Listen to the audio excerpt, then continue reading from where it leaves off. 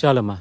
Sir, మా పిల్లలు కనిపించట్లేదని complaint ఇచ్చిన రోజే మా మీద మర్యాదతో ఆ కేసు తీసుకుని ఉండుంటే మా పిల్లలకి ఇలాంటి పరిస్థితి వచ్చుంటేది కాదు కదా సార్. మేమే తప్పు లేకపోతే కుమార్ ఎందుకని పారిపోవాలి? స్టేషన్లోకి ఎందుకు పావులు వదలాలి? అది కేవలం సారపావే సార్. మీ స్టేషన్లో ఉన్న వాళ్ళకన్నా దాని ఒంట్లో విషం తక్కువే సార్. సార్, శాంతి సార్ కనిపించకుండా పోయిన లక్ష్మి వాళ్ళ అక్కయ్య సార్. ఏదో కోపంతో అలా మాట్లాడుతుందండి. సరే, నాకు కొంచెం టైం ఇవ్వండి. పోస్ట్ మార్టం రిపోర్ట్ రానివ్వండి. చట్ట ప్రకారం చర్యలు తీసుకుంటాను. సార్, చట్టాలా? మాకు ఈ దేశంలో దానికి మర్యాద ఉందా ఏంటి? గుణశేఖర్ మా పిల్లల్ని కొట్టాడు.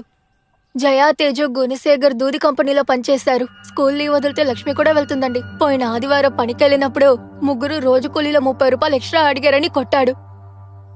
ఎంత? 30 రూపాయలు.